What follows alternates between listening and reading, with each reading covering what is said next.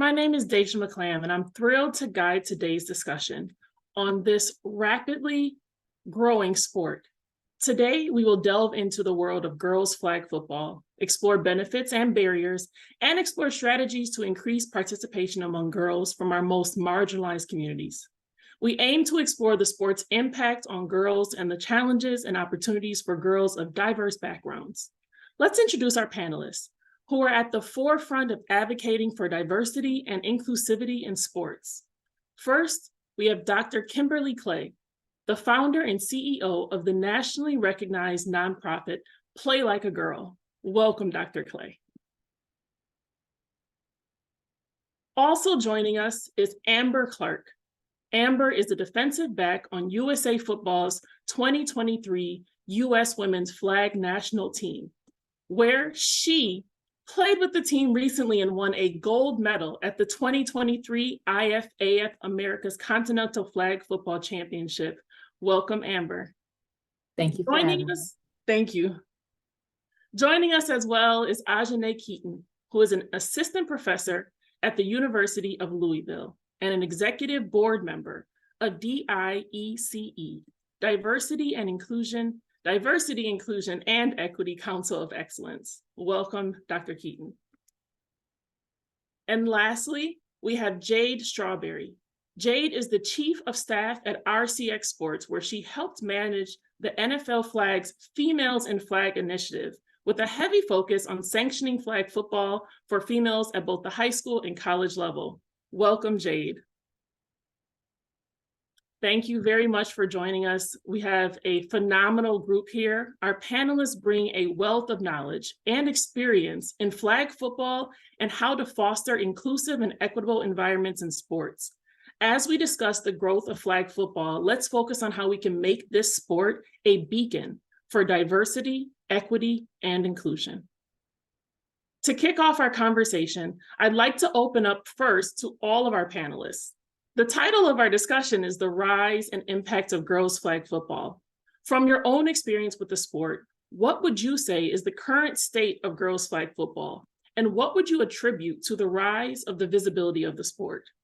This question is open to everyone. I see already off of mute is Dr. Clay, so you can kick off our answer. And trust me, it was not on purpose.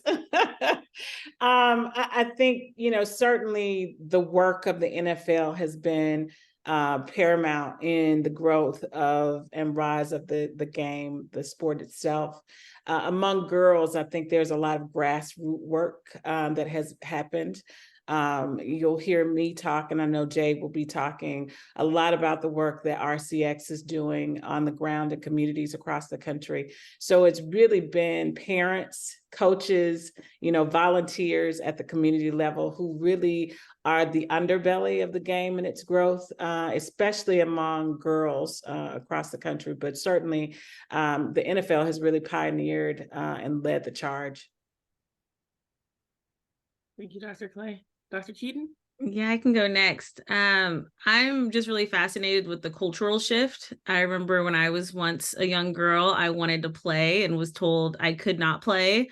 It wasn't safe to play, even though I know I was much more talented than those who were out there playing. But I think just the cultural shift and how we're perceiving girls in sport, women's in sport, the attention it's getting. I also think the crossover in the athleticism, a lot of my work focuses on women's basketball, but we see that athleticism growing in that sport.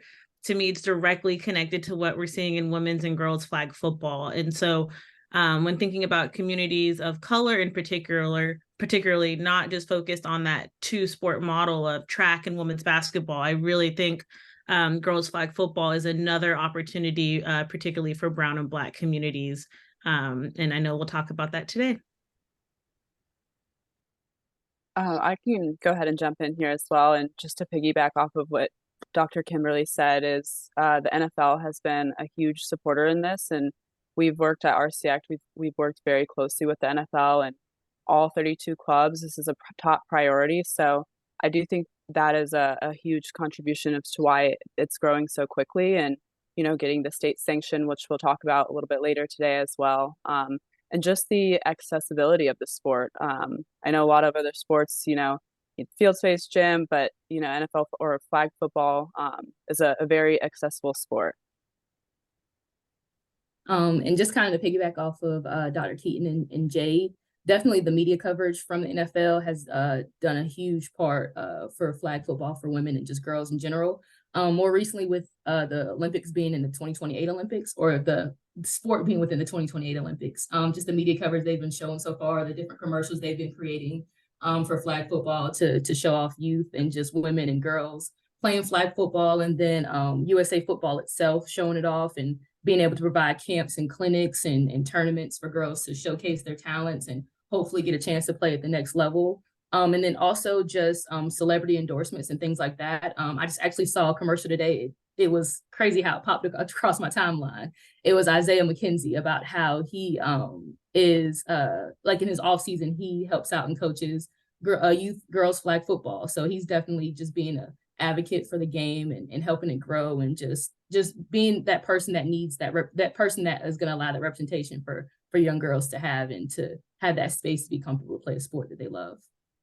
Right. Asia, Correct. If I Absolutely. can add, I think the elephant in the room too is it's money, right? It creates another pipeline to grow sport entertainment. Because again, if you are building a fan base, at the youth level, and you're also tapping into the gender population, you're building football fandom ultimately, which creates great opportunity for marketing to and getting butts in seats ultimately when those young folks or grown folks who can afford to pay for tickets. So yeah.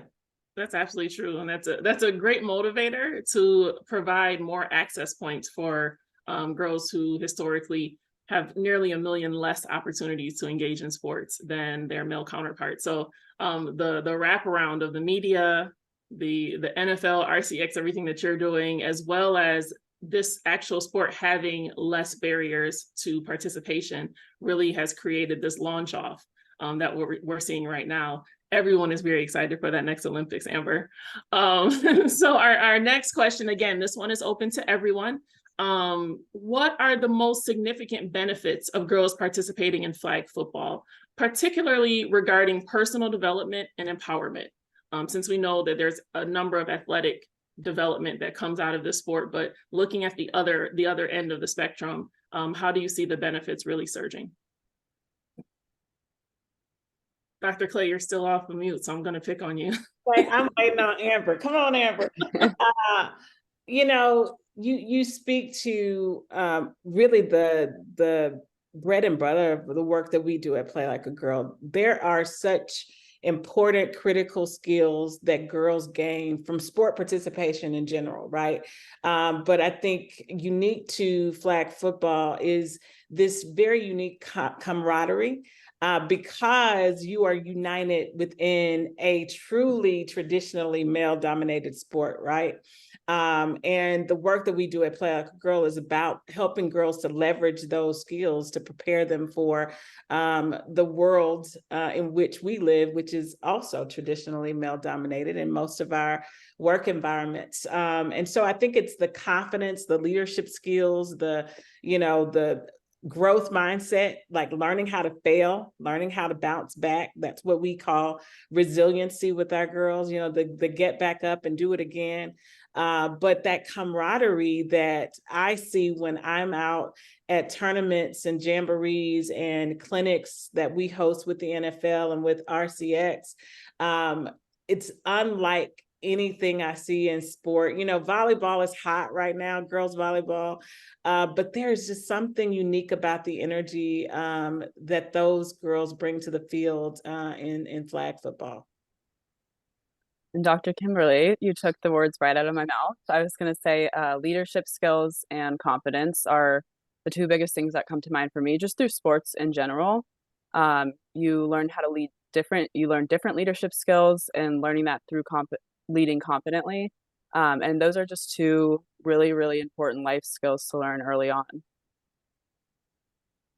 For me, I think it definitely helps them just break those gender stereotypes of girls not playing football. And it's allowing them that safe space to be comfortable and to be themselves and to show exactly who they are on that sports field. They can be as animated as they are, you know, they can be as behind the scenes as they are, but it just allows that safe space to just kind of be that person that they want to be, like I said, and just enjoy the game and just have that confidence to know that, hey, this game may have not been written for you from the beginning, but now it's a space for you. Now you have that opportunity. Now you have that platform to showcase your skills. And like I said, and have that chance to play at the next level. Yeah, I agree with what everyone has said. I think a word I would add to it is this unique sense of accountability and ownership.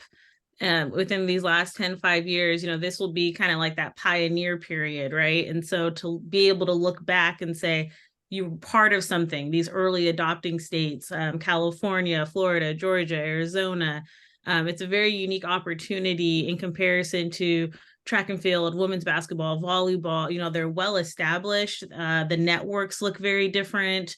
They're much more ingrained into the pay for play youth sport model that we have here. And so I think it's just a very unique opportunity to be a part of this grassroots movement that is being funded by this very machismo, male dominated sport. And so it's this opportunity to engage in resistance strategy is how I see girls playing, when girls and women who are playing flag football. Dr. Keaton, your resistance strategy gets me excited. But looking at some of the work that you do, I can completely understand where that language comes from. And some of your research really speaks to these areas. Thinking with that lens, what unique challenges do girls from marginalized communities face in accessing flag football? And how can these be effectively addressed? Yeah, so when I'm thinking of marginalized communities, I'm really thinking intersectionally, particularly historically racialized marginalized communities, so brown and Black communities, and those also marginalized on the axis of socioeconomic status. And so we know when just looking at Title IX data, particularly predominantly white schools have about 58 to 100 opportunities for girls to play sports. Predominantly brown and Black schools are at 25. If we're looking at just the access, we're looking at 67% at predominantly brown and Black schools and 82 for predominantly white schools. And so when we're talking about the excitement of this emerging sport, I'm always curious, how are we disaggregating the data to be attuned to what communities, who's participating, who has access, how does that access matriculate into coaching opportunities, tenure lengths, the pipeline. And so I think there's so much that we can look to from other well-established girls and women's sports to say, what can we do differently? And I think that Title IX data really helps. When also thinking about unique challenges, resources, I think is really interesting. When looking at the states that have adopted, those states all have professional teams in some way, or looking at the states that have leagues, there's some relationship here. I'm in Indiana, the Colts have something going on. And so what about those states and communities that don't have an NFL team in their backyard, or the next state over, Arkansas, North Dakota, right? So just thinking more holistically about those states and opportunities. I'm also really curious about marketing. Like how is that marketing going? What's the connection being made? Is girls flag football being seen as complementary to other sports? How does that shape participation rates if it's complementary and not the main sport that girls are participating in? Getting back to that pay for play model, I'm curious, and I think this is an opportunity for people in my area as an academic to do more research, is the perceived long-term benefits. In our pay for play model, there's this transition. Oh, there's something waiting at the end, a scholarship or another opportunity. If we don't really see that right now with the flag football space, is that going to harm participation and matriculation? Are we going to see dropout numbers? So I think for me, I'm just really excited to think intersectionally, but also apply that long term to think about how is that going to impact these communities and their relationship to the sport. And I think it's awesome that the questions that you're raising are the questions that allow us to be very intentional.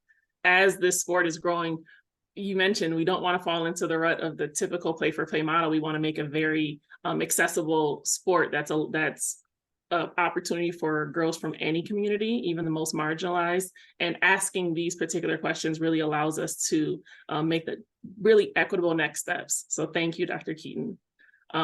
Dr. Kimberly, I see that you have some thoughts, and I know that there are some specific cultural and social factors that influence how a girl or her parents make a decision on whether or not to participate. In your experience with Play Like a Girl, how do those factors, how can they be addressed in order to make sure that participation continues to increase and we continue to see this rise in the sport? Very similar to some of the points made around, what are barriers on the side of culture and society and social norms in particular around gender roles and responsibilities. Religion plays a huge part for some girls as well. Something we really don't think about is also dress code, right? What is perceived to be, what is assumed to be what a girl is supposed to wear versus a boy. And then also, the labeling, right? There is the assumption that every girl that plays a sport, that a girl that is tomboyish, or a girl that is more athletic, a girl who is stronger, a girl who is more confident on the field, that somehow she automatically belongs to the LGBTQIA community, right?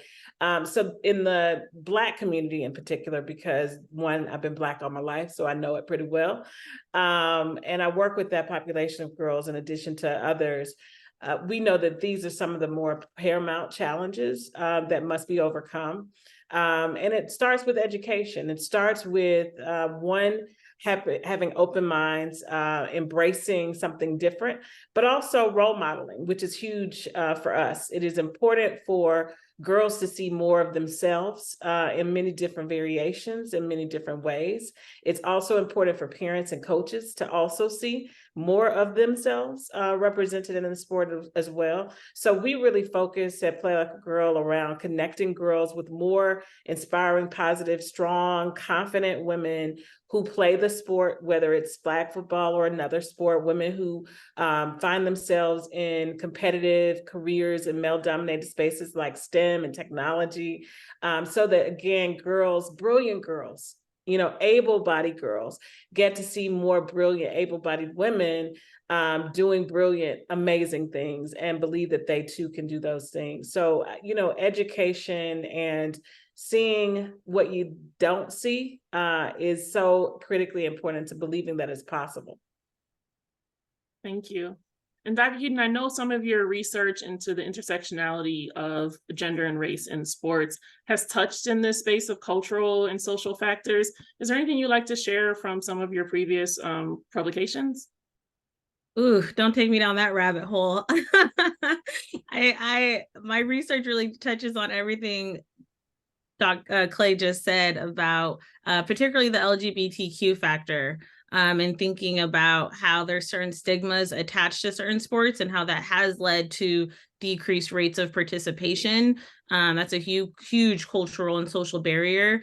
I think when I make the adjacent comparison, one thing that we've seen with women's basketball is we're in this state of like, we appreciate women's basketball for being women's basketball in less comparisons to men's basketball. I'm hoping with girls flag football, we can see the same thing. There's no need to compare it to tackle football. There's no need to compare it to boys playing flag football. There's unique traits, unique things to celebrate about girls and women who play flag football. And I think that to me is a huge social and cultural factor that will help advance the sport, that we don't need to make these you can't compare two things that aren't comparable. And so why start? Let's value it for what it is.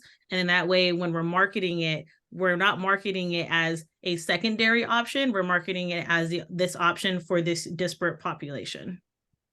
And that's a space that I know Jade is very familiar with, really making this a focal point in her role with RCX. I know you are a pivotal figure with moving this forward in the nation and have a lot of connections with a number of organizations that are doing that work. How can community-based programs be designed to encourage more girls, especially from the underserved areas, to participate in flag football?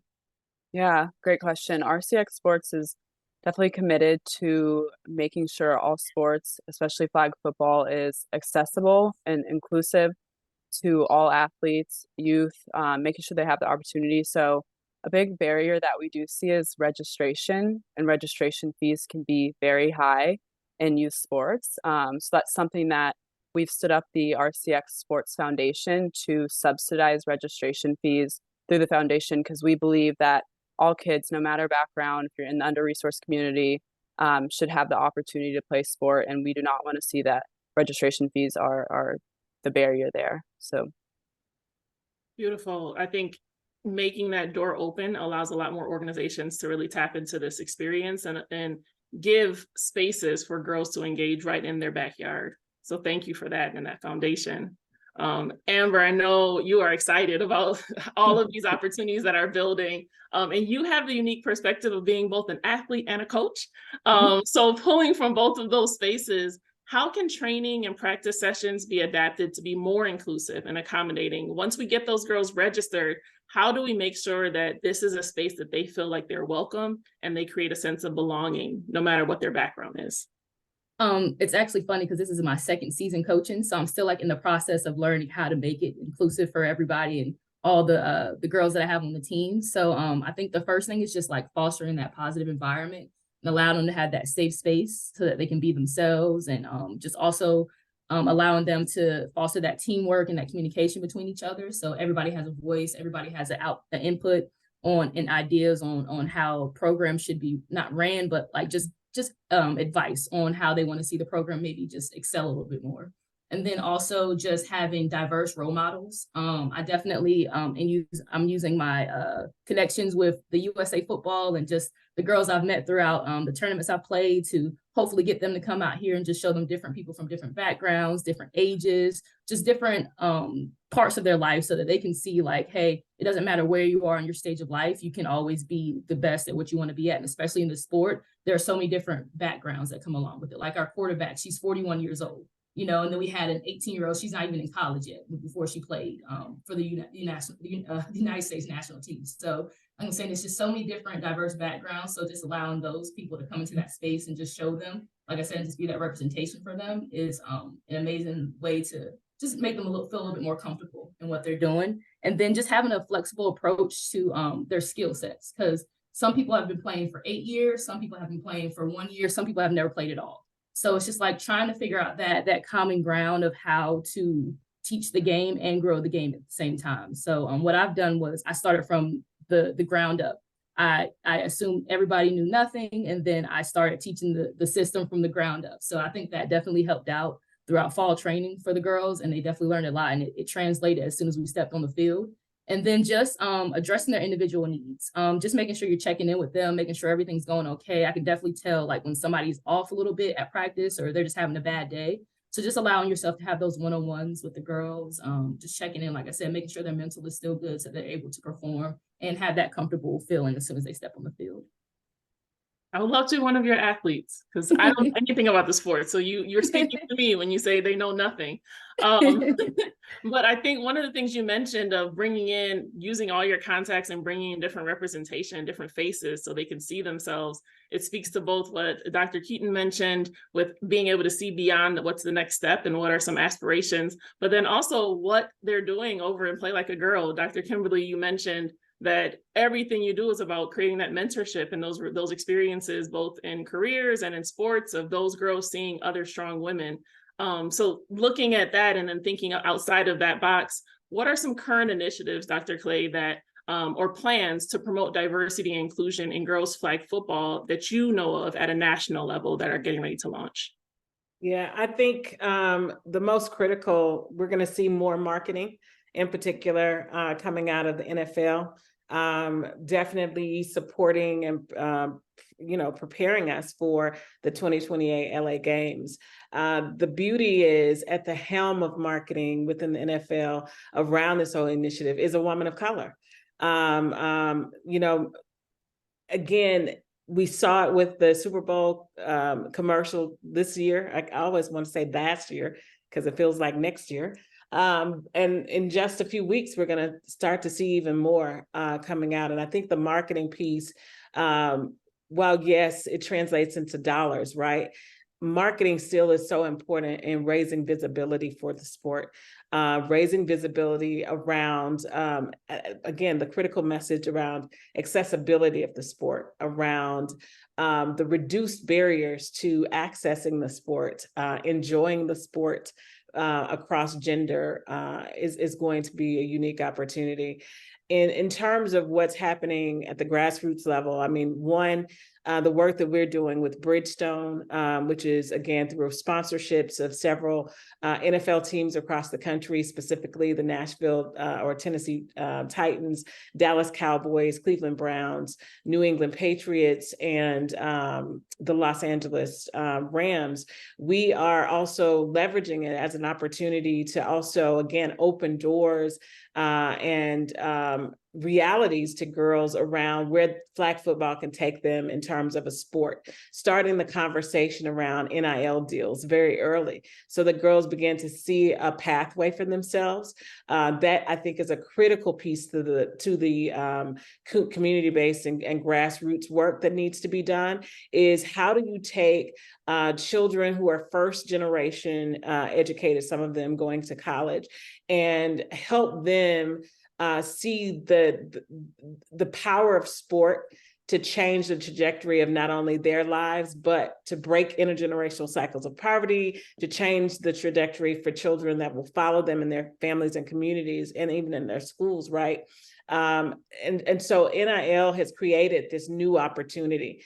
And so we're doing that by funding scholarships, helping to help young women of color get into HBCUs in particular. My alma mater, Xavier University of Louisiana, we actually produce the highest number of Blacks into medical school and biomedical fields. And one of the things that they've embraced, one of the first HBCUs to actually take on flag football for women. And so that creates a new opportunity. I know that RCX Sports is doing the same thing with the foundation, funding and providing scholarships. I'm not going to take Jade's thunder because, again, I know that they're on the ground working as well. So there's so many efforts to close the gap and to create new opportunities. But those opportunities have to have long scale, long-term, long-haul approaches that really help to make the connection between the sport and life off the field. And so that's really what we're most concerned and committed to doing. Thank you. I think the momentum that we're seeing up front is really being fueled by efforts that you're mentioning. All of those things that are coming at the ground level of the resources that are coming, that are opening up with RCX. The marketing that you mentioned is at the forefront, is a woman of color who's actually pushing this marketing, which really speaks to what we're seeing. And Amber, you can really attest to the importance of representation. Having that representation behind the scenes is, I think, having a major impact on how we're seeing this build out. But overall, Amber, how do you think representation within the sport, and what steps can you sports providers take to ensure that diverse role models are visible in girls flag? No offense, but not all of us have the connections that you have. But how could a coach really be able to make those visible experiences for their athletes? Representation honestly means the world. I know, just coming from me personally, like growing up, I didn't have anybody to look up to play football. I had to look to a male. I didn't have a woman I could look to. I had to look to the Dawn Staleys or the Lisa Leslies or the Flojos. Like, those were the role models that I looked to, but that wasn't the sport that I wanted to play. So it wasn't really giving me the energy or the confidence to know that I could reach or attain the goal that I was trying to go for. So I think, like I said, representation is definitely big now, to have the different diverse backgrounds. Like I said, our quarterback, she was Asian, and it's like I said, she's 41. So she was the outlook of somebody who you would never expect to play flag football. And she's been playing for years. She's been killing for years. You probably saw her in the Super Bowl commercial that Dr. Clay was talking about. She was in there with Diana Flores, and she's been playing since she was 8. So it's just so many different backgrounds and so many different ways to just have these girls look up to people and just believe that they could obtain those highest level of playing flag football. And for the coaches, honestly, just getting them to those events, getting them to the IFAF tournaments, if possible. They had one, that's the International Federation of American Football. That's who partners with USA Football to allow these tournaments that we put on. And just hopefully getting them to those tournaments to see the different players that come out there. We had players from Panama, we had players from Chile, we had players from Canada, Mexico, Japan. There were so many different teams out there, and it was amazing to see that just everybody came together to play the sport that we love. So like I said, just hopefully getting those coaches to get their players to come out to those games and see them play at the highest level, watch them on YouTube if you can't get to the games, watch them on streaming sites. There's a lot of ways to have that visibility for the sport. But like I said, it's just researching and just finding those resources to provide to the girls. Absolutely. I think it really expands the community. As Dr. Kimberly mentioned earlier, the camaraderie that happens within the team, connecting them with those events and with those streaming opportunities really allows them to see themselves as a part of a global community that's growing right now. So I definitely agree with everything that you're saying. And looking at how beyond the coaches, now looking at some of our youth sport leaders and decision makers, Dr. Keaton, can you think of how can schools and local organizations collaborate to overcome what we know are going to exist? There's logistical and financial barriers for girls wishing to participate. Although we know that there are people stepping into the gap as we speak to build more on-ramps, those barriers still exist right now. So what type of opportunities they can collaborate for in order to overcome them? Yeah, when processing the question, I'm really thinking through how can schools and these local organizations have a symbiotic relationship where they're moving in tandem. And so is it first better to do, a bottom-up approach? Let's start at the 4, 6, 8-year-old level, get buy-in in that community, and then start building at the high school. Do we want to start at the high school level and kind of matriculate down? And so I'm just curious to, as I begin to do just more research into this space, is what is working best for the pipeline? What are the moments in the pipeline where we're seeing girls particularly drop out of the sport? Are they starting at 6 and 7 and then dropping out at 9? Are they dropping out at 9 for all the reasons we've talked about, but particularly issues of representation? Are they dropping out because of the way they're being coached? I really want us to take in the data that we have seen from youth sport as a whole, but particularly girls' experiences in youth sport, and really apply it to what we know about matriculation. So if we can understand that better, I'm hoping that the schools and local organizations can see themselves doing this and be in a very collaborative relationship to grow the game. Thank you. And I mentioned that there are resources that are swelling up that are happening in the background. And Jade, you're the first person I tapped in that area. What strategies and initiatives are youth sports organizations, schools, and the NFL implementing in order to increase participation? Specifically, like looking at those areas, we know there's dropouts for girls at specific ages in adolescence. How are they working to increase girls flag football? I know sanctioning at the high school level is one of them, and I'm happy to hear about everything else. Yeah, so we look at it as the Females in Flag initiative as a whole. And the big thing that Dr. Keaton touched on was that pipeline. So when we took over NFL Flag, there's girls playing at the youth level, and we looked at that and we were like, well, they need a place to play. Like, we want to continue to play. So that's where the high school sanctioning comes in. And I think we touched on it earlier. There's 8 states that are sanctioned, with Alabama sanctioning in 2024 will be the 8th. And there are 20 or so that are piloting. So even though they're not sanctioned, they're still playing flag football at the high school level in those states. So that has really exploded. And then continuing that pipeline, these girls are looking for a place to play in college. So now girls can play flag football at the college level and earn a scholarship. So that was super important, just to continue the pipeline of making sure from the youth all the way through college, these girls have opportunity to play. And then looking into 2028, some of these girls that are playing at the high school level, we may even see them in the 2028 Olympics, which is going to be huge. Awesome. I think everyone is excited about the 2028 Olympics coming up. This is the perfect time to be engaged and to be connected to this sport. So to open up to anyone who would like to join the question, what are some successful strategies or programs that have been implemented within different communities that could be replicated to boost flag football participation among girls, specifically, again, in marginalized communities? I think a big one, I can just jump back in here, that we see is the free camps and clinics, and marketing to these girls. So just opportunity for them to play, see if they like the sport, and then continue on to play with offering those free camps and clinics I said, mentioned subsidizing those registration fees if those girls do decide to continue to play. I think definitely just creating the spaces for them to play. So creating those like youth programs or just organizations. I know we have a few in Kansas, and it's a league that she's created out here. So just maybe even creating those and giving opportunities for the girls to, like I said, like Jade said, to show up and see if they enjoy the game, see if they want to continue on, and just allow them, like I said, to have that space to play.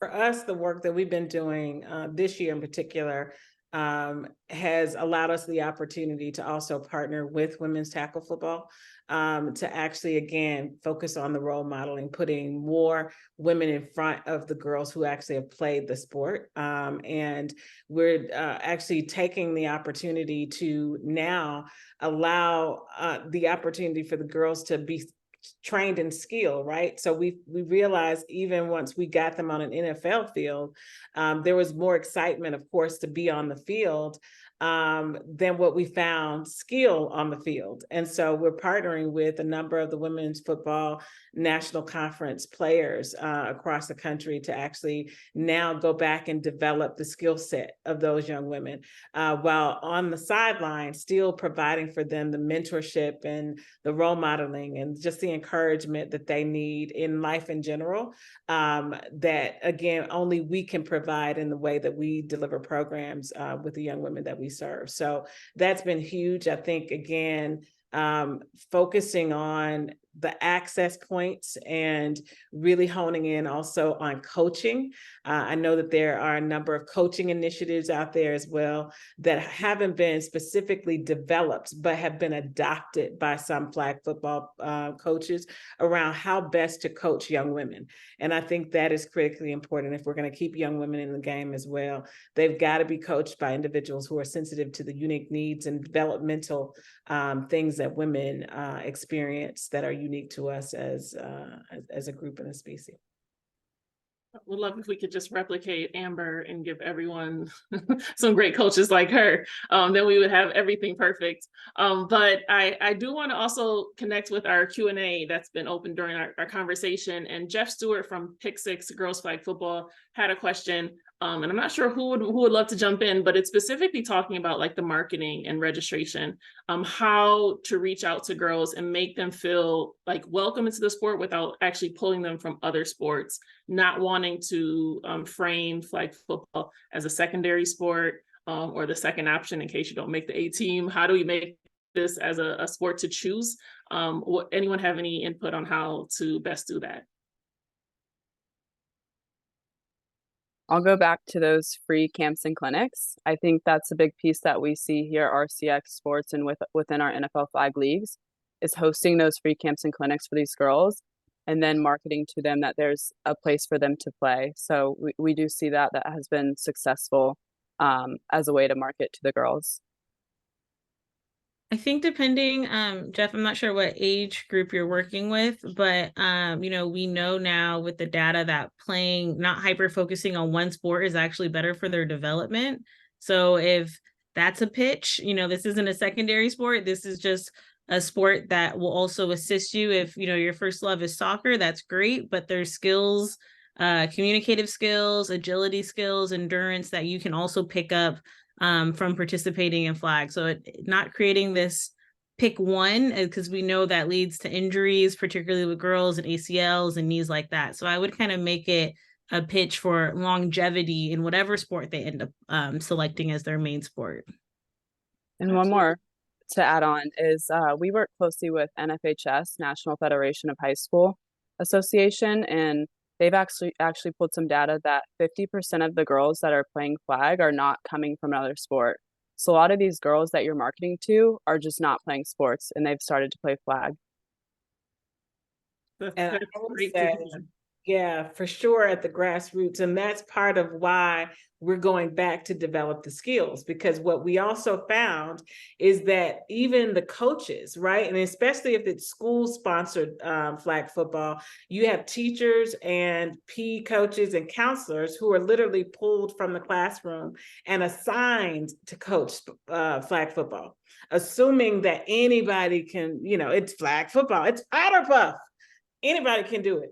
So you go out there and you coach them. So literally we're having to coach and train coaches at the same time that we're coaching their student athletes.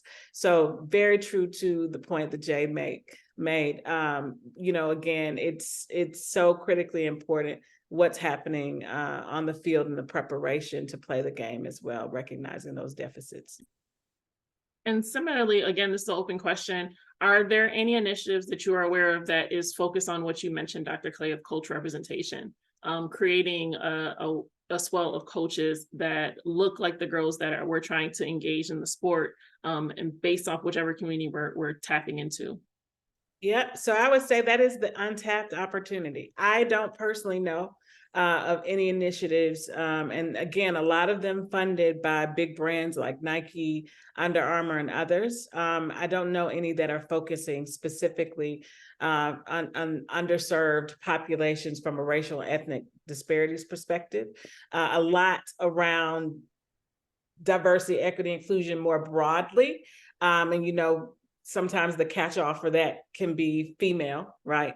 And so again, we know that there's still some differences even within the gender population of females. So no, I think it's a huge opportunity for the person who asked that question. If you find a problem and there's no solution, create it. I think there's definitely room for those of us who are doing the work. We can't do it all. So I invite others to join us in the work. Perfect. Thank you very much.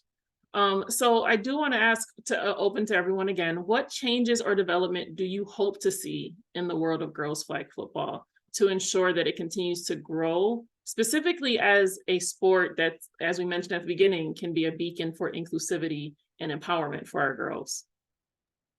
I'll start. Definitely just that increased visibility. So just allowing the media coverage to take over and broadcast it a little bit more, showing the girls that in your area, you may have this. If you didn't know it, like you may have this. Because I know a lot of people in the area that I'm living in right now, they don't even know that flag is 10 minutes down the road from them. So hopefully like just news stations, just people getting involved a little bit more to just broadcast the sport out to the community. And then just having equal access to resources.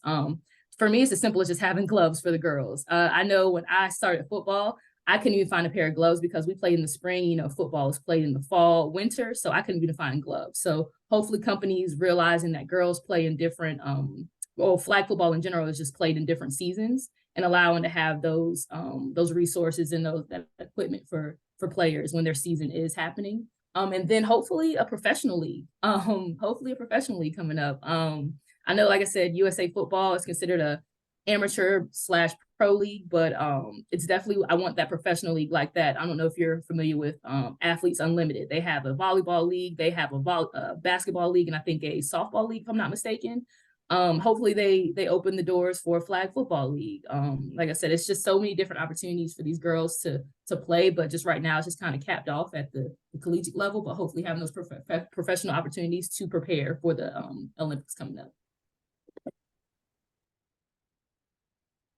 I think I'm also aligned with what Amber was touching on, just the pipeline from youth to all the way up to hopefully one day professional, and the visibility in the media. I think if you go back to the Super Bowl commercial with Diana Flores, that really having that visibility helped grow the game, and continuing with the NFL push behind it, continuing that visibility in the sport.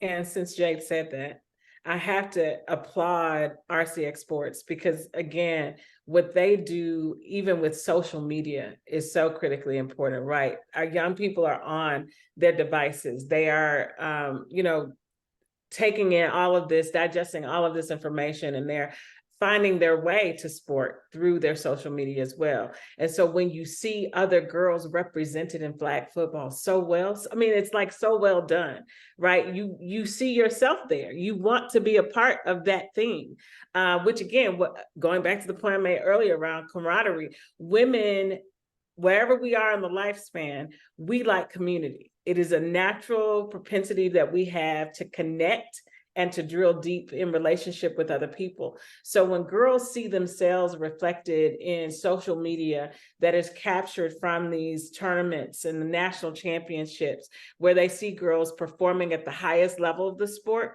they again are more motivated and interested in seeing themselves on the other side of the lens. So again, hats off to RCX and so many other of the groups that we partner with to make sure that, again, we are there on the ground growing the sport for girls, because representation, again, we know it matters, but it speaks volumes when it's not you looking up, but you looking across to a peer. I would just say, 10 years from now, I hope the sport doesn't have to always be attached to a cultural moment. So like the Super Bowl is when the sport gets a lot of attention, or with the Olympics and the sport gets a lot of attention. I would love to see it grow to where it stands on its own merit. And that's like, no, we're just watching and consuming because of that, because of what we're seeing, not because of the big thing that's driving behind it. So that's my big picture goal that I see. I love all of the goals and the picture that you guys are painting of girls flag football as we move into the future. But I want to extend heartfelt thanks to all of our panelists for taking the time out to join me for this discussion. Dr. Clay, the work that you're doing with Play Like a Girl and the effort that you're putting, the very intentionality as you build out that program to create opportunities, not just for sport, but for a better life for the girls that you're engaged with.